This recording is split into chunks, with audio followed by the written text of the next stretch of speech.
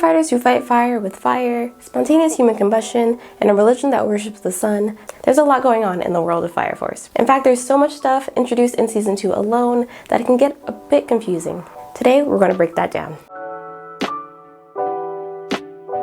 Welcome back to the Anime Tea, everyone. My name is Phoenix, and today we're going to be explaining everything we know about the fiery anime series Fire Force, from the multi-generational power system to the elusive and hidden secrets of Amaterasu, and everything in between. If you've been on my channel a while, then you know that I tend to have spoilers in my videos. Today is no different. There's going to be spoilers from seasons 1 through 2 of Fire Force. You may have also noticed I do a lot of recaps. However, today is not going to be a recap. It's just going to be an explanation of different parts of the series. I'm going to be doing a recap later on for this show. And of course, I tend to only talk about the anime only, and there won't be any references to the manga. As a quick refresher, the story of Fire Force follows Shinra Kusakabe, who joins Special Fire Force Company 8 to be a hero and save people from the fate of losing their loved ones to spontaneous human combustion, like he did with his family. Speaking of spontaneous human combustion, as the series itself points out, it is the most feared way to die. It doesn't just kill people, it also creates fire users. And fire users can be good or bad depending on which generation you get.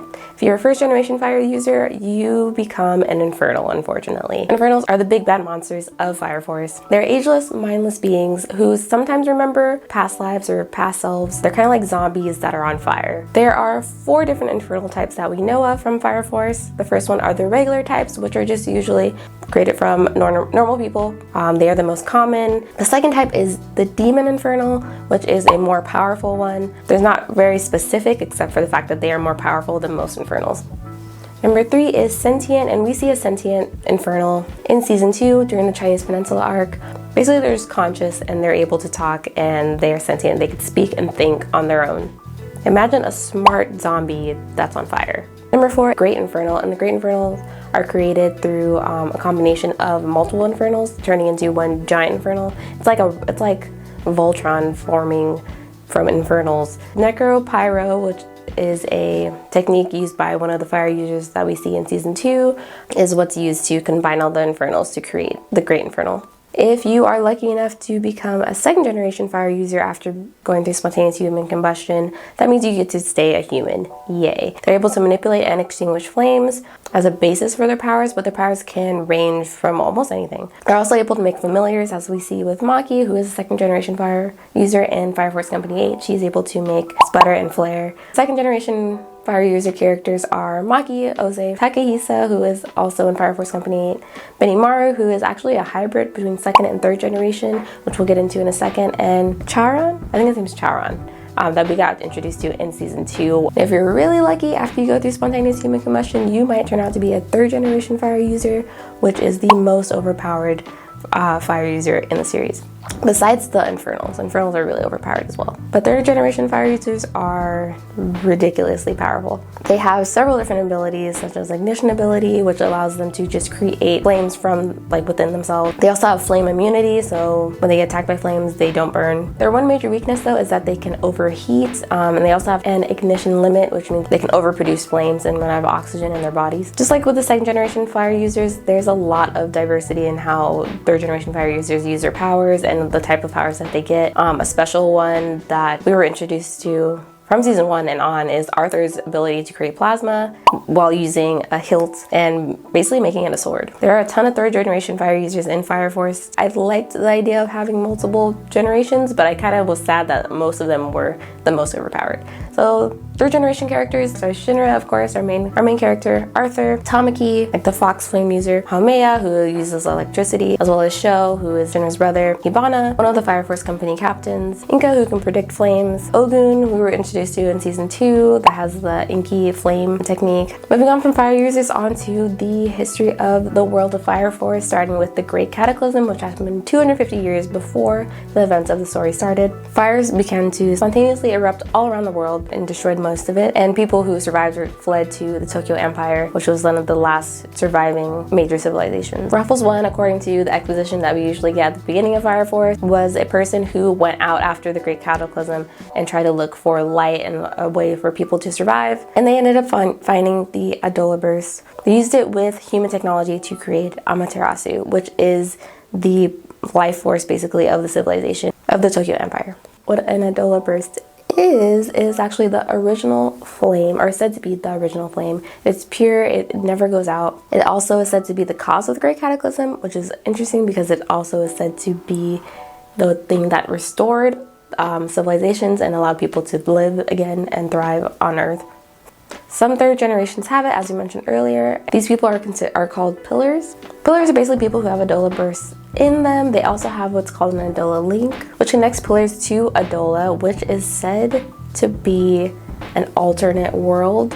It hasn't been confirmed yet exactly what Adolla is or where it is, but they're connected to Adolla and everything that's connected to Adolla. People with Adolla links get visions or physical sensations through the link. There are 6 pillars that we know of so far out of 8 that supposedly exist. There's the first pillar, which is in Amaterasu. There is Shinra, which is our main character.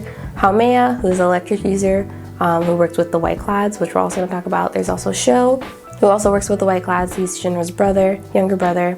There's Inka, who Shinra and Fire Force 78 were trying to retrieve in the first half of season 2. And there's Tatsu, who is the newest pillar that we saw at the end of season 2. Pillars that work with the White Clads tend to have a specific person that stays with them, known as guardians, who are there to protect them. Karan is one of them. He actually protects Haumea. Before I move on into what Adolla is and all that information, make sure to like and subscribe to the Anime Tea if you haven't already. Make sure to turn on the bell for notifications so you never miss a video. I post them every Saturday. Moving on to what Adolla is. Adolla is said to be the alternate world. Shows up as like a charred world that's covered in black flames with a gray sky. Again, the link can connect other pillars as well as people who come from this possible parallel world of Adolla. Adolla Burst, Evangelist, and bugs are said to originate from. Bugs are used to cause spontaneous human combustion. They can force spontaneous human combustion onto other people. They can also create second and third generation users, as well as locate pillars. The Evangelist, which we've gotten a glimpse of in the season, is a very tall woman who came from Adolla, is very powerful and has the ability to give some of her powers to those with Adolla Burst, which are pillars. She uses a group of people known as the White Clads who work for her to find the pillars and to carry out her main goal. The White Clads are a cult organization led by the Evangelist. Their main goal is to seek out the pillars to try to recreate the Great Cataclysm of 250 years ago. Organization has 3 of the 6 known pillars. They have Haumea, Inka, and Sho. Also, speaking of Adolla, there is the Terran space, which exists over the Chinese peninsula. The Terran space is also connected to Adolla. No one's gone through it, but the Evangelist came from it. And she didn't come through it alone. There's also a woman in black who also came through. The woman in black was sacrificed for the tabernacle, and the tabernacle is really similar looking to Amaterasu, which is the giant structure that is used to power all of Tokyo Empire. And that's because the tabernacle was used to power the Chinese peninsula. The woman in black's past is that after the Great Cataclysm, she created the Oasis, which is the place around the tabernacle, and taught animals to speak as well as extended their lives through her flame abilities. She is a 3rd generation user who can prolong life through her flames. And she does so with the animals, and we see that through Shop, but he's a little talking mole who's actually 250 years old. Shinra is able to connect to the woman in black through the Adolla link and get what's called the Adolla Grace, which gives him like a super overpowered ability for 1 second, which he uses to defeat Tempe. The Holy Soul Temple, which was founded by Raffles and his wife after the Adolla Burst was created and Amaterasu was created. It basically shaped all of the society in the Tokyo Empire and changed their culture so that people using their first names and they all worship this religion related to fire, and that's basically where it came from. The Holy Soul Temple also created the Special Fire Force, and that's why the Fire Force and the sisters worked together to put Infernals to rest. Special Fire Force Company 8, which is a part of the Fire Force, which is under the Holy Soul Temple, has one of the 6 known pillars, which is Shinra. Another major player in Fire Force is Haijima Industries, which is a large conglomerate corporation, has a lot of influence over the Tokyo Empire. They basically manufacture all the equipment for the Special Fire Force. And we get to learn more about Haijima Industries towards the end of season 2, when Shinra and the White Clads kind of clash again to try to get Tetsu, which is the newest pillar that we know of from the anime. Haijima Industries ends up keeping Tetsu because one of the members who is able to control Tetsu so Fire Force and White Cloud determined that that person is the best one to keep him. And the last and most important thing I want to talk about, or I want to explain from Fire Force, is Amaterasu, which is the giant pillar structure that powers the entire civilization. It was created by Wilkins' ancestors, which is why Wilkins' existence is important, through his creativity and creation of things. But Wilkins' ancestors, Haijima Industries, and the Holy Soul Temple all work together to create Amaterasu. And inside of Amaterasu is actually a person. The person is a pillar. It is a girl who Shinra sees through the Adolla link in Adolla. And she's kind of able to reach through all of the pillars and give them a little bit of her insanity and her hatred towards humanity. And that is basically it for today's video. Did I miss anything? Let me know what else I failed to explain, as well as your thoughts on the world of Fire Force. Also, let me know your predictions for season 3, which may possibly be the last season of Fire Force, which kind of makes me really sad, but I'm excited to see where it leads and what's going to happen. If you haven't already, subscribe to the Anime Tea for more explanation videos, recaps, and reviews, and I'll see you guys in the next one. Bye!